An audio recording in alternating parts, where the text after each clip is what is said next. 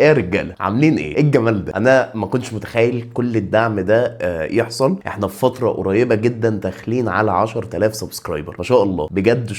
شكرا لاي حد دعمني سواء بلايك او بكومنت او بسبسكرايب او بشير. فانت ممكن تعمل سبسكرايب دلوقتي علشان في حاجات كتيره قويه جدا جايه في المستقبل القريب. وعلشان كده انا عامل الفيديو ده انا عامله علشان اشكركم بهديه. هو الموضوع على قد شويه، محدش يتحمس زياده عن اللزوم. انا النهارده جاي اطلع هديه. السماعه اللي في ايدي دي سماعه لوجيتك جي 335، وشروط الهديه بجد بسيطه جدا: انك تكون عامل سبسكرايب، وانك تكون عامل لايك للفيديو ده، وانك تكتب كومنت، لان انا هختار من الكومنتات. وبعد اذنكم يعني ده طلب اخوي بيني وبينكم، بلاش الكومنتات بتاعت اللي هو ايه يا رب اكسب يا رب اكسب اول وسباب. انا عايز الكومنت ده اللي هو قول لي رايك ايه في المحتوى، ايه اللي انا محتاج اطوره، هل الطريقه بتاعتي كويسه، هل في حاجه محتاجه تتغير. انا محتاج اقرب منكم اكتر، ونبقى كده كلنا مع بعض. وهنعمل جروب على الديسكورد كده قريب ان شاء الله، ونظبط الدنيا كلها. وامتى الجايزه دي هتطلع كمان شويه هقول لكم. خلينا بس دلوقتي نتكلم عن السماعه نفسها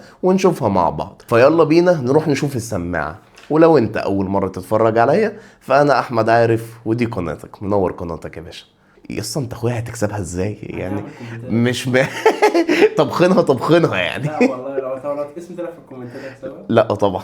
دي بقى سماعه لوجيتك جي 335، وبتيجي بثلاث الوان: ابيض ومنت، واللون اللي معايا الا وهو الاسود. وجوه علبه السماعه نفسها هنلاقي علبه اصغر شويه مكتوب عليها كيب بلاينج. العلبه دي جواها الفي سبليتر اللي بيشغل السماعه على الكمبيوتر، عشان لو عايز تشغل المايك لوحده والسماعه نفسها لوحدها، لان السماعه دي اي او اكس. والسماعه نفسها بتيجي متغلفه كده جوه الكرتونه. بس ايه، انا اسف فشخنا الكرتونه، انا قطعتها. فاللي هياخدها بالله عليك ما تزعل مني يعني، ما كانش قصدي اكيد. ولما تمسك كده بقى السماعه في ايدك هتلاقي واحده من امرن السماعات اللي انت ممكن تمسكها في حياتك. امرن دي اللي هي مرنه يعني، سماعه بجد فليكسبل فوق ما انتم ما متخيلين بمرحلتين ثلاثه. انا كده اشك ان السماعه دي اصلا مش بتتكسر. والسماعه كلها مصنوعه من البلاستيك خفيف الوزن. السماعه كلها على بعضها وزنها 230 240 جرام. انت حرفيا مش لابس اي حاجه على دماغك. وكمان السماعه فيها شريط للراس كده شكله حلو قوي وروش جدا الصراحه، وينفع برضو تستخدمه من الناحيتين. وكمان مرن قوي وينفع تغسله عادي مفيش اي مشكله. وناعم جدا على راسك علشان ما تحسش بيه. وكمان في فتحتين كده في الشريط نفسه علشان تضيقه او توسعه على حسب دماغك. انت عايزني اكنسل قلب لما ابدا؟ بحب.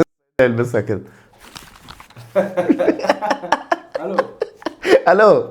وكمان تقدر توسع السماعه نفسها او تضيقها من ناحيه الكابس بتاعت السماعه. والكابس بتاعت السماعه الحمد لله والله يا جماعه بجد الكابس بتاعت السماعه دي مريحه جدا، علشان هي مصنوعه من الميموري فوم، وعليه طبقه كده مش علشان التهويه تحس ان انت ايه ودنك مش مخنوقه. لان انا بجد اكبر مشكله مع السماعات اللي هي الجلد دي اللي انا بعرق بسرعه جدا. فانا ببقى انا مش قادر، انا عايز اقلع السماعه. بس خليني اقول لك على حاجه بقى ما حدش قال لك عليها قبل كده، وهي عيب في الميموري فوم. او هي مش عيب، هو ده طبيعته، ما بيكونش فيه نويز كانسليشن. يعني لو انا قاعد جنبك انا سامع اللي انت مشغله عادي جدا. وبالنسبه للدرايفرز بتاعت السماعه، فدرايفرز السماعه 40 ملم، تنفع لاي حد ودانه حجمها متوسط او صغير. وتجربتي انا مع السماعه مع الدرايفرز دي هي كانت مريحه جدا لوداني. وداني كانت بتدخل كلها جوه الدرايفر عادي جدا، ما حسيتش باي مشكله معايا. ده حجم ودني، ده حجم ودني بالنسبه للدرايفر، ده حجم ودني بالنسبه لشجره صغيره. تعالى يا اسلام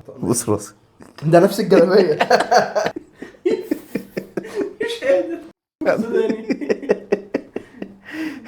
وبالنسبه لمايك السماعه فهو كارديود مايك. والمايك ده سيليكون وماسك نفسه كده، اللي هو انت لو حطيته باتجاه معين بيفضل موجود، ما بيقعش او ما بيطلعش لوحده. وفي ميزه كويسه قوي في المايك ده: لو انت المايك مرفوع لفوق فهو معمول له ميوت، تيجي تنزله لتحت في صوت تكه. اول لما صوت التكه ده بيجي انت كده خليت المايك مش معمول له ميوت. فتبقى انت قاعد مثلا في حد بره بيناديك عشان ترمي الزباله، ترفع المايك على طول خلاص محدش سامع حاجه. عاش يا رجاله. ويا جماعة هو ده صوت المايك بتاع السماعة. ده الصوت اللي انتوا سامعينه من غير اي تعديل، يا دوب بس بسجل بالبرنامج بتاع او بي اس من غير انفيديا اب ولا اي حاجة. ده صوت المايك. لو انت في كول على ديسكورد اعتقد ان الصوت المايك ده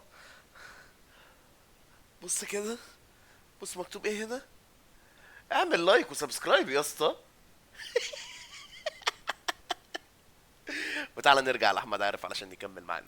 حته مونتاج مود دي، شفت لما عملت كده اعمل لايك وسبسكرايب. موت والله، والله العظيم. حد هنا عنده مايك؟ لو حاج توشيبا العربي بيتفرج على الفيديو ده فانت ممكن تسبورتني بتكييف احطه فوق هنا. ربع حصان. ربع حصان. يبقى احسن من القعده دي. والله يعني تكييف صغير كده هنا. انا مستني ارباح اليوتيوب تشتغل علشان اخد ملايين. لا على كل 10,000 فيو بتاخد سنت. لا ده في الشورتس. لا في الفيديو. طب خلاص انا هقفل يا جدعان، لو في حد عنده شغل يكلمني. وزي ما قلت لك في الاول ان دي سماعه ستيريو بتيجي بكابل اي او اكس مش بكابل يو اس بي ليفت ورايت. بعمل ازاي؟ وي وي وي علي ربيع كور. والسماعه نفسها ما فيهاش اي زراير. انجز. ما تعمليش كده ورا الكاميرا وتقول لي انجز. والسماعه نفسها ما فيهاش اي زراير غير سكرول ويل كده بتعلي وتوطي منه الصوت. وبالنسبه لصوت السماعه فانا زي ما قلت لك ان السماعه دي ستيريو بتيجي بواجهه تشغيل اي او اكس مش يو اس بي. انا بتكلم بسرعه علشان في واحد ورا الكاميرا قاعد عمال يعمل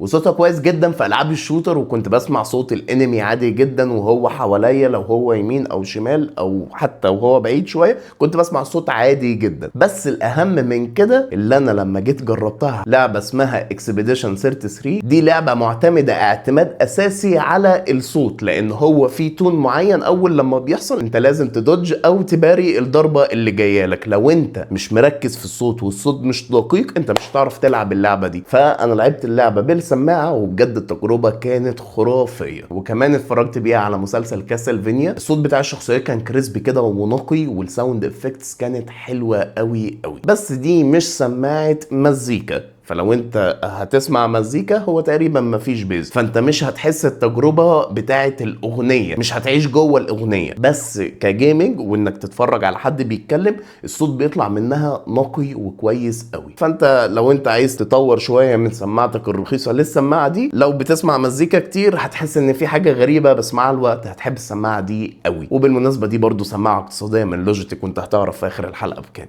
البيز بتاعها بيقول لك اعمل لايك وسبسكرايب. جوسي وجوسي كمان. وعيب من عيوب السماعه اللي انا اكتشفته الصراحه هو ان الميكروفون بتاع السماعه لو انت بتلعب لعبه مثلا مع صحابك في ديسكورد هتلاقي ان في ناس من صحابك بيشتكوا ان هم سامعين صوت اللعبه. فكل اللي عليك تعمله حاجه من الاثنين، يا اما تقلل الصوت حاجه بسيطه جدا، يا اما شغل النويز كانسليشن من على ديسكورد او انفيديا برودكاست لو انت عندك كارت ار تي اكس. وبالنسبه لسعر السماعه دي هي المفروض سماعه اقتصاديه في شرع البراندات كلها. السماعه دي سعرها $70 بما يعادل 3000 وشويه مصري، بس هي موجوده في السوق المصري وبتتباع بسعر 2750 جنيه. تجيبها من اي موزع معتمد من لوجيتك علشان تستفاد بضمان الوكيل اللي هو بيكون ضمان 2 استبدال ضد عيوب الصناعه. بلاش تشتري اي منتج من منتجات لوجيتك مش بضمان وكيل، بتاخده بنفس السعر تقريبا وبتاخده من غير ضمان. فلو انت الحاجه موجوده وموجوده بضمان ليه تشتريها جري؟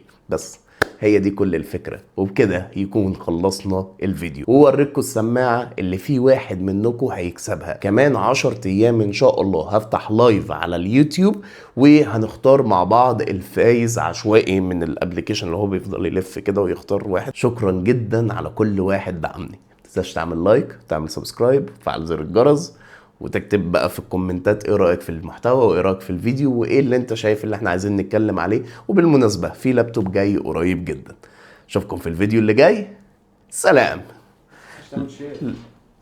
مفيش حد بيعمل شير على يوتيوب. انا بعمل شير. انت شير لايه؟ بعمل لك شير ستوري. ما تنساش تعمل شير على اليوتيوب. سلام.